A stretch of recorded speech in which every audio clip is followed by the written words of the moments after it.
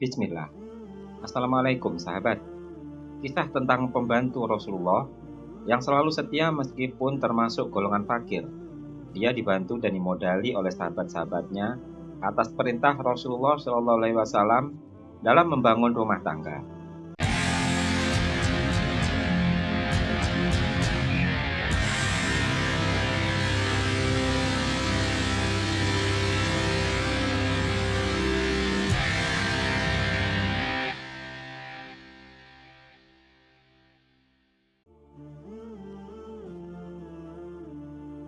Hati Rabi'ah bin Ka'ab ketika masih remaja disinari oleh cahaya iman. Mata pertamanya yang memandang Rasulullah SAW telah menumbuhkan cinta yang begitu besar dalam dirinya, sehingga ia merasa tak bisa berpaling dari beliau SAW. Dalam hatinya, Rabi'ah merasa tertarik untuk berkhidmat kepada Rasulullah SAW. Ia memutuskan untuk menawarkan dirinya kepada beliau SAW, berharap bisa menjadi pembantunya. Rasulullah SAW menerima tawarannya, dan sejak itu Rabi'ah selalu berada di dekat beliau SAW, siap membantu dalam segala hal. Setiap saat Rabi'ah berada di sisi Rasulullah SAW. Jika beliau SAW membutuhkan sesuatu, Rabi'ah selalu siap untuk memenuhi kebutuhan tersebut. Bahkan di malam hari, ketika Rasulullah SAW melakukan sholat, Rabi'ah tetap di dekatnya meskipun terkadang merasa bosan atau mengantuk. Rasulullah SAW terkadang menghabiskan malam dengan sholat, dan Rabi'ah mendengar beliau SAW membaca surat Al-Fatihah berulang kali. Terkadang Rasulullah SAW juga membaca Sami Allahu liman hamidah dengan penuh hikmat, dan Rabi'ah tetap berada di sampingnya, siap mendengarkan dan melayani. Salah satu kebiasaan Rasulullah SAW adalah tidak pernah meninggalkan kebaikan tanpa membalasnya dengan yang lebih baik. Suatu hari, beliau SAW mendekati Rabi'ah bin Ka'ab dan berkata, "Ya Rabi'ah bin Ka'ab." Rabi'ah menjawab dengan hormat, "Baik, ada apa ya Rasulullah?" Rasulullah SAW kemudian mengatakan, "Mintalah apa saja kepadaku dan aku akan memberikannya kepadamu." Rabi'ah meminta waktu sejenak untuk memikirkannya, lalu berkata, "Berikanlah aku waktu ya Rasul, agar aku dapat memikirkan hal yang dapat aku minta darimu. Nanti aku beritahu." Rasulullah dengan ramah menjawab, "Baiklah kalau begitu." Pada saat itu, Rabi'ah bin Ka'ab adalah seorang pemuda fakir yang tidak memiliki keluarga, harta, atau rumah. Dia tinggal di Masjid Sufah bersama dengan orang-orang fakir muslim lainnya. Mereka sering disebut sebagai Duyuf al-Islam, yaitu para tamu Islam oleh masyarakat sekitar.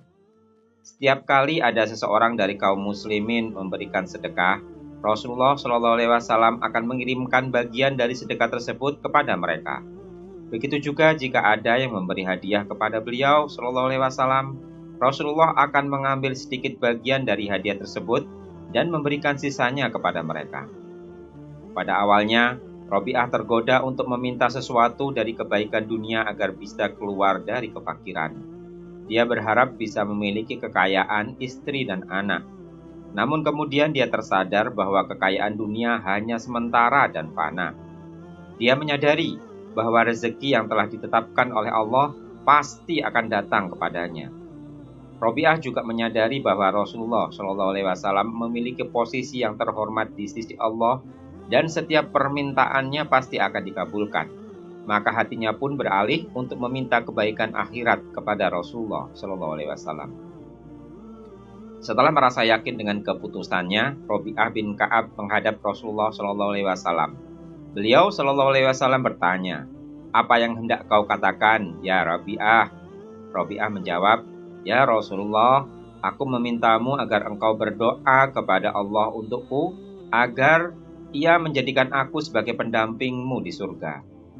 Rasulullah SAW bertanya lagi, "Siapa yang memberimu nasihat akan hal ini?" Rabi'ah menjawab tulus, "Demi Allah, tidak ada seorang pun yang memberiku nasihat. Akan tetapi saat kau bersabda kepadaku, 'Mintalah kepadaku,' pasti akan aku berikan. Hatiku mengatakan agar aku meminta kepadamu sebagian dari kebaikan dunia." Namun, tidak lama berselang, aku lebih memilih kehidupan yang abadi daripada kehidupan yang fana ini. Maka aku memintamu agar engkau berdoa untukku kepada Allah, agar aku dapat menjadi pendampingmu di surga. Rasulullah SAW diam beberapa lama, kemudian bertanya lagi, atau ada permintaan selain itu ya Rabi'ah? Rabi'ah dengan mantap menjawab, tidak ya Rasulullah, aku tidak akan mengganti apa yang telah aku minta kepadamu.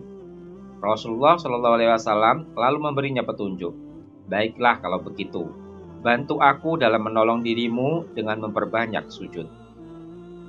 Rabi'ah pun dengan sungguh-sungguh meningkatkan ibadah sujudnya, berharap agar dapat mendampingi Rasulullah SAW di surga, sebagaimana dia telah beruntung menjadi pembantunya dan menemani beliau SAW di dunia. Tidak lama setelah itu, Rasulullah SAW memanggil Rabi'ah dan bertanya, apakah engkau tidak mau menikah ya Rabi'ah? Rabi'ah menjawab dengan tulus, aku tidak ingin ada sesuatu yang menyibukkan aku dari berkhidmat kepadamu ya Rasulullah. Apalagi aku tidak memiliki sesuatu yang dapat aku jadikan sebagai mahar dan tidak punya harta untuk membiayai hidupnya. Rasulullah SAW terdiam sejenak, lalu kembali melihat ke arah Rabi'ah dan bertanya lagi, apakah engkau tidak berniat untuk menikah ya Rabi'ah? Rabi'ah memberikan jawaban yang sama seperti sebelumnya. Namun setelah merenung sejenak, Rabi'ah merasa menyesal dengan keputusannya.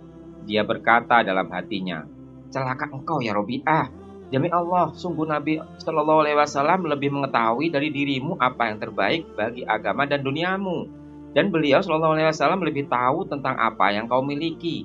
Demi Allah, jika Rasulullah SAW setelah ini menanyakan apakah aku hendak menikah, pasti aku akan menjawab beliau SAW dengan jawaban ya.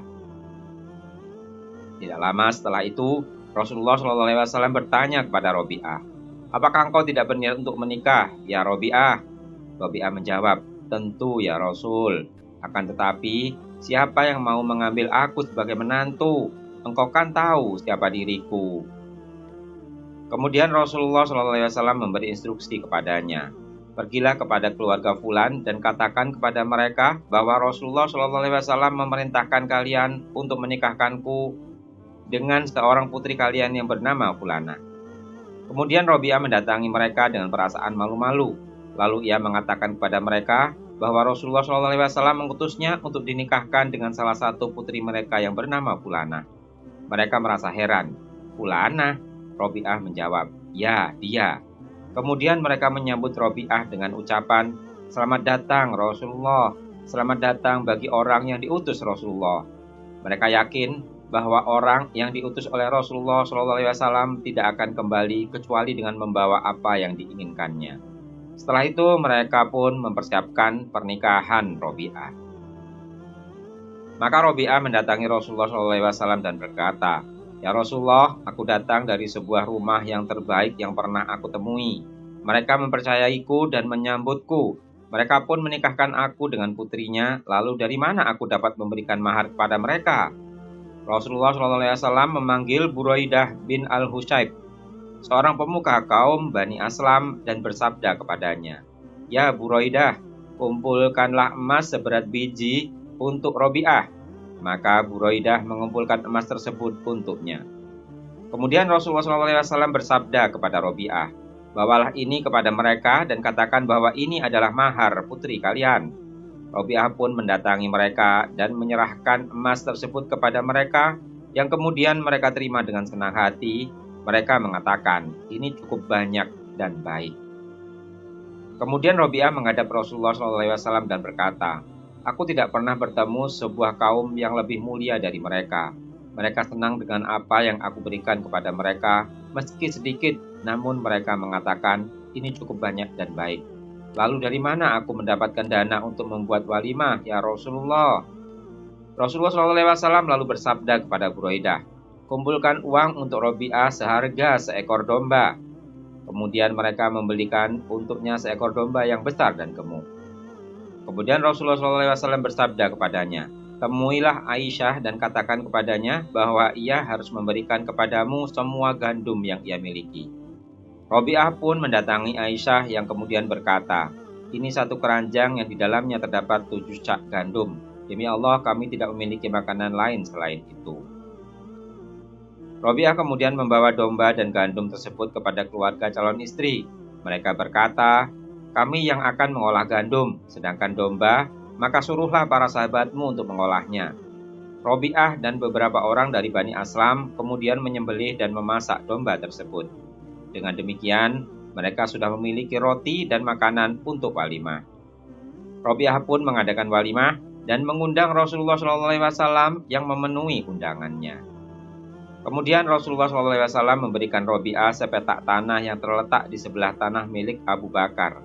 Dunia mulai merasuki Robiah sehingga ia pernah berselisih dengan Abu Bakar tentang sebuah pohon kurma. Robiah mengatakan, pohon ini berada di tanahku. Namun Abu Bakar membalas, bukan, malah pohon tersebut berada di tanahku. Mereka pun berargumen dan Abu Bakar mengucapkan kalimat kasar kepada Robiah. Setelah menyadari kesalahannya, Abu Bakar menyesal dan berkata kepada Robiah, ya Robiah, balaslah ucapan kasar itu kepadaku sehingga menjadi kisos atas ucapanku tadi. Robiah menjawab, demi Allah aku tidak akan melakukannya. Abu Bakar mengancam, kalau begitu aku akan menghadap Rasulullah SAW untuk mengadukan bahwa engkau tidak mau menuntut kisos kepadaku. Maka berangkatlah Abu Bakar untuk menghadap Nabi SAW. Dan Robiah pun mengikutinya dari belakang. Beberapa orang dari kaumnya, Bani Aslam, mengikutinya dan berkata, dia yang memulai dengan mencacimu dan dia mendahuluimu untuk menghadap Rasulullah SAW dan mengadukanmu. Robiah menoleh ke arah mereka dan berkata, celaka kalian, apakah kalian tidak tahu siapa orang ini? Dia adalah Asy-Syiddiq dan orang muslim yang dituakan. Mulalah kalian sebelum ia menoleh dan melihat kalian semua, sehingga ia mengira bahwa kalian datang untuk menolongku, dan itu akan membuatnya marah. Kemudian ia akan datang kepada Rasulullah sehingga membuat beliau SAW marah sebab Abu Bakar marah. Dan Allah Subhanahu wa Ta'ala pun akan marah karena marahnya kedua orang tersebut, dan akhirnya Robiah pun akan binasa. Maka mereka pun semua kembali pulang. Lalu Abu Bakar menghampiri Nabi SAW dan menceritakan kisah kejadiannya sebagaimana aslinya. Kemudian Rasulullah SAW mengangkat kepalanya ke arah Robiah dan bertanya, ya Robiah, apa yang telah terjadi antara dirimu dan Abu Bakar? Robiah menjawab, ya Rasulullah, Abu Bakar menginginkan aku agar mengatakan kepadanya apa yang telah dia katakan kepadaku, namun aku tidak mau melakukannya. Rasulullah SAW bersabda, benar, jangan kau katakan kepadanya seperti apa yang telah dia katakan kepadamu, akan tetapi katakanlah, semoga Allah mengampuni Abu Bakar. Robiah pun kemudian mengatakan, semoga Allah mengampunimu, wahai Abu Bakar. Abu Bakar keluar dengan mata yang berlinang air mata, sambil berkata, semoga Allah akan membalas kebaikanmu kepadaku, wahai Rabi'ah bin Ka'ab. Semoga Allah akan membalas kebaikanmu kepadaku, wahai Robiah bin Ka'ab.